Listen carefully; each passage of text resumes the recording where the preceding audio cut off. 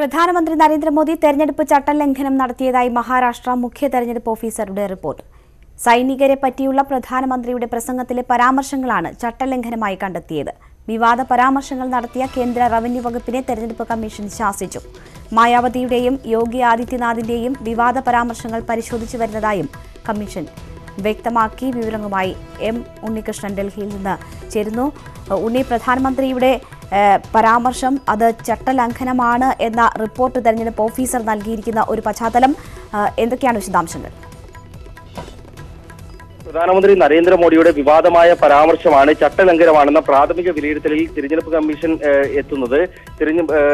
ഉസ്മാനാബാദിലെ ജില്ലാ തിരഞ്ഞെടുപ്പ് ഓഫീസറാണ് ഇത്തരത്തിലുള്ള ഒരു പ്രാഥമിക വിലയിരുത്തലിൽ എത്തിയിരിക്കുന്നത്. അദ്ദേഹം തന്റെ റിപ്പോർട്ട് സംസ്ഥാന മുഖ്യ തിരഞ്ഞെടുപ്പ് ഓഫീസർക്ക് നൽകി. ആ റിപ്പോർട്ടാണ് തിരഞ്ഞെടുപ്പ് കമ്മീഷന്റെ പരിഗണനയ്ക്കായി അയച്ചിരിക്കുന്നത്. തിരഞ്ഞെടുപ്പ് കമ്മീഷൻ ഈ ഒരു അന്തിമ തീരുമാനത്തിലേക്ക് കടക്കണം.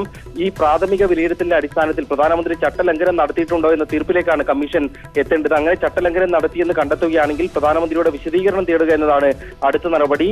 എന്നിട്ടും ചട്ടലംഘനം തൃപ്തികരമല്ല വിശദീകരണം എന്ന് കണ്ടെത്തിയാൽ കൃത്യമായ താക്കീതോ അല്ലെങ്കിൽ മുന്നറിയിപ്പോ നൽകുക എന്നതാണ് കമ്മീഷന് മുന്നിലുള്ള മാർഗം. പ്രധാനമന്ത്രി വിവാദമായ തന്റെ പ്രസ്താവനയിൽ പറഞ്ഞിരുന്നത് ബാലാകോട്ട് പുൽവാമ ആക്രമണത്തിന്റെ പേരിൽ ആദ്യ വോട്ടർമാർ വോട്ട് രേഖപ്പെടുത്തണം എന്നുള്ളൊരു ആവശ്യമാണ്. സൈന്യത്തിന്റെ പേരിൽ വോട്ട് ചോദിക്കരുത് എന്ന് കമ്മീഷൻ പലതവണ ആവർത്തിച്ച് വ്യക്തമാക്കിയതാണ്. ഈ ഒരു നിർദ്ദേശത്തിന്റെ ലംഘനമാണ് പ്രധാനമന്ത്രിയുടെ പ്രസ്താവന എന്നാണ് പ്രതിപക്ഷ പാർട്ടികളടക്കം ഉന്നയിച്ചിരുന്നത്. അവർ തിരഞ്ഞെടുപ്പ് കമ്മീഷന് പരാതി നൽകുകയും ചെയ്തിരുന്നു. ഈ ഒരു സാഹചര്യത്തിൽ കമ്മീഷൻ ഏത് തരത്തിലുള്ള നടപടി എടുക്കുമെന്നത് തന്നെയാണ് പ്രധാനമായി മാറുക.